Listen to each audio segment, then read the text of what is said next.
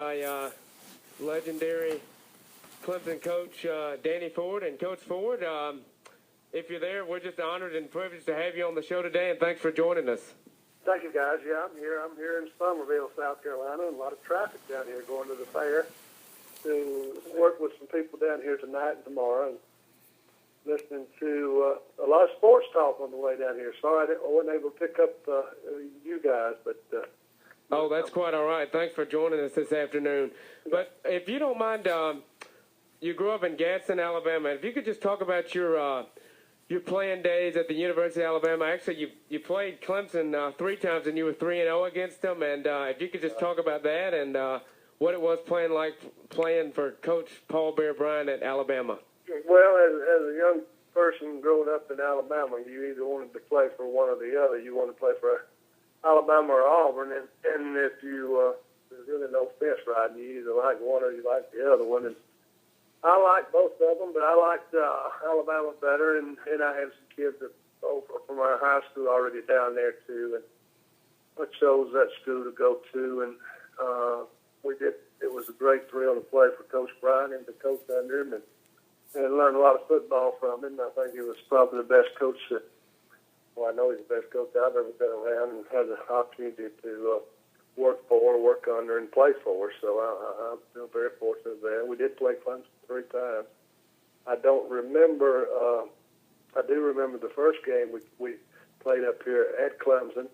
It was when they were still dressing over at Pike Fieldhouse and walking down the hill that way, and we barely beat them, like 13-10, and they missed about 3 field goals that day. Dennis Holman caught a long pass from Kenny Stabler to seal the victory, but Coach Howard had his team ready to play and really should have beat us. Now, we played in Tuscaloosa, and I don't think it was a very hard game for us to win. And then when we came back up here in my senior year, we won the football game. But my sophomore year was a tough place to come and play.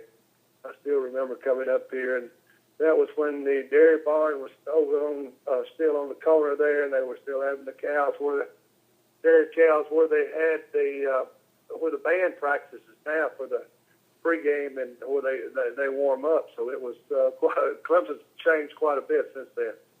Yes, sir, and that was a great Alabama team. You had Kenny the Snake Stabler, and I'm guessing you played under Pat Dye at Alabama because I know he was assistant coach before he moved on. But did you play for him, and do y'all still talk at all? Or we do, and Pat was the linebacker coach. I was an offensive tackle, but Pat was the linebacker coach, and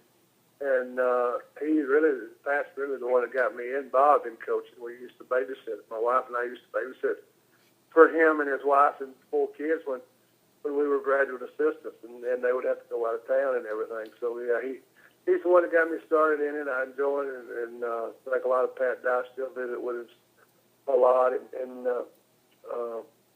he was a football coach at Auburn and at Wyoming for 1 year, at East Carolina for several years. What do you, looking back on the 1981 season, of course we're talking to Coach Danny Ford. It's an honor and privilege to be joined by him on Checking the Southland Sports on WSBF FM Clemson. And looking back on that 1981 season, what are some of your just best memories of that year and, kind of the magical 12-0 run that Clemson had to eventually go on and win the Orange Bowl and the school's first national championship?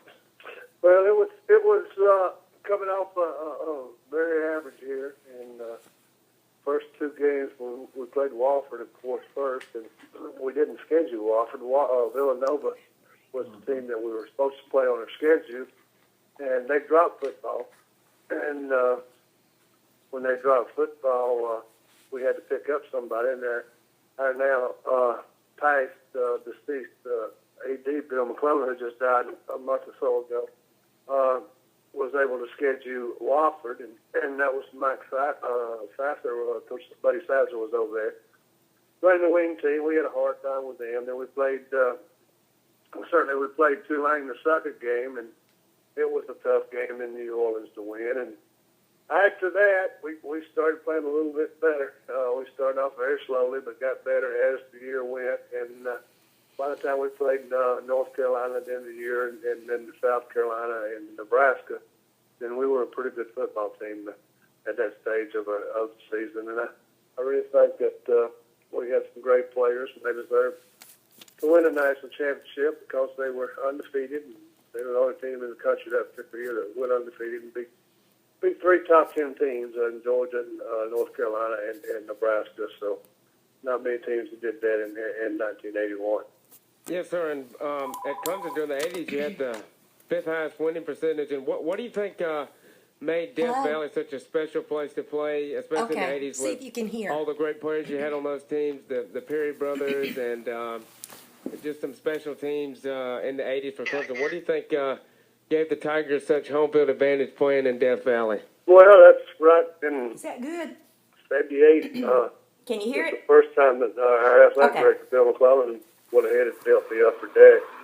And I think about '77, we played our first game against University of maybe '76, University of Maryland. It was finished on the Friday night before we played it. And that was the press box side. And then the next year, he decided to go ahead and build the other side. And that was when the interest rate was 17, 18, 19% when Jimmy Carter was president. And I thought he was kind of crazy to do that because of the money it was going to cost and all, but he knew what he was doing. And all of a sudden we started winning with Coach Bell, and people started supporting Clemson tremendously. And then they have stayed it ever since. When you go from 45 to 65, and then you go from 65 to 81 or 83,000, 84,000. Then you pick up a lot of new people and a lot of new FTA members and a lot of new people that support Clemson, and they've been behind them ever since. They really are the people at Clemson that made the difference, and that's the student body included. Yes, sir. And when you were at Clemson, of course, obviously on the in the ACC, what were some of the places you looked to recruit to the most? You know, what did you find kind of, I guess, your niche in, and when you got all those dominant players to come and play here? Well, we tried to stay within a 4-hour radius of Clemson where the parents could come and watch them, and that would put us up to Greensboro, North Carolina, up to Knoxville, above Knoxville, Tennessee, all the way to Birmingham, Alabama, and then in of course Atlanta and some parts of South Georgia. Then we would hit special parts like New Jersey and Philadelphia and New York, New Jersey, where there was a big airport, Washington D.C., where we could fly in and go around. And then we played in the Gator Bowl so much that Jacksonville became a big recruiting area for us. And the kids got to see Clemson play in a bowl game in Jacksonville for about 3 years there in a row. And we developed a lot of relationships with the high school coaches in Jacksonville, and Florida has been good for Coach Sweeney and their staff now. Right, and with Clemson playing Georgia in the first game of the year this year, there was some great matchups with Herschel Walker from Georgia and great games in depth. What do you remember about those games in the 80s with Vince Dooley in Georgia and you and the Tigers? Some big matchups, back-to-back national championships there in the early 80s. Mm-hmm. Well, it was always a close, hard-hitting contest. Both teams always had a really good kicking game. I remember one year they beat us on a block punt after we won the national championship in the rematch. They blocked the punt late in the game and scored on it from about our own 7-yard line.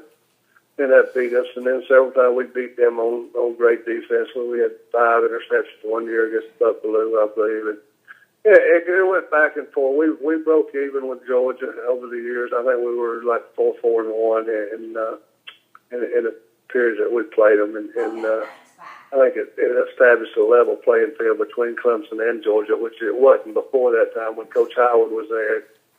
He would always have to go to Athens to play them. And when they started coming to Clemson, then we started winning, so it made it a whole lot better. And Coach Ford, while you were coach here at Clemson, who were some of the best players, not necessarily skill-wise, but just like dedication to the game that you coached when you were here at Clemson? Well, I tell you, we had some great players at all positions.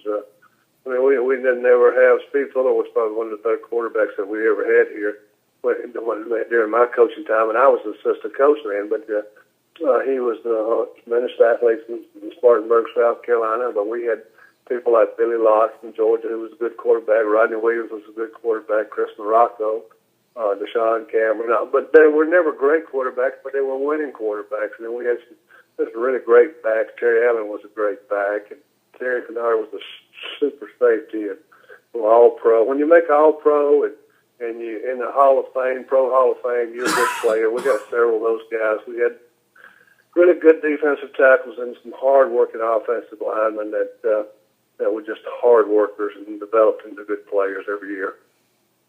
And we're joined by Coach Danny Ford on Checking the Southland Sports this afternoon. And after you left Clemson and you went to Arkansas for a little while, but now you've moved back into the area. So what makes Clemson, I guess, home to you or so special about it? And, what do you like about this area so much? Well, And I've been here for so long now, and I have a farm outside of Clemson in Central, about 8 miles from the campus, and I enjoy this farm. And I have the farm because of Clemson University. That was part of my contract when I was coaching here. And I knew I'd always move back here. I have some great friends here, not necessarily Clemson people. I got a lot of South Carolina friends and Citadel friends and Walker friends. And feel a bit nice to the Ford family here ever since we moved back. But Clemson's a special place. It's a great place to live. You see the mountains. You get a chance to go to the beach.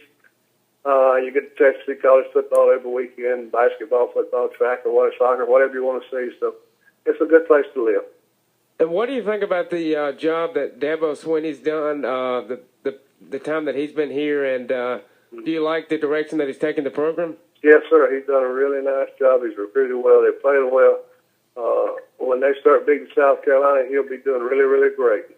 Yes, sir. And before we let you, we really appreciate you joining us. But what I know you, Clemson Georgia game. I mean, that was probably the loudest cheer during the ball game was when you got put into the Ring of Honor. And it was long overdue that you did. But what did that mean to you? I've got a quote. The reason I am up there is because of the players, the assistant coaches, and all the Clemson people. So, right. If you could just tell us what that means to you. That is true, and our coach is probably less deserving of any kind of award they get, and it's all about the players and all about the assistant coaches and the people that support them. And my granddaughter came from Texas and was able to be there with us, so it was a very special night for me. Well, thank you so much for joining us this afternoon, and you're welcome back anytime, and we really appreciate it. Okay. Thank you, sir, for this. Nice to talk to you. Bye. All right, thank you. And that's Coach Danny Ford on Checking the Southland Sports by phone.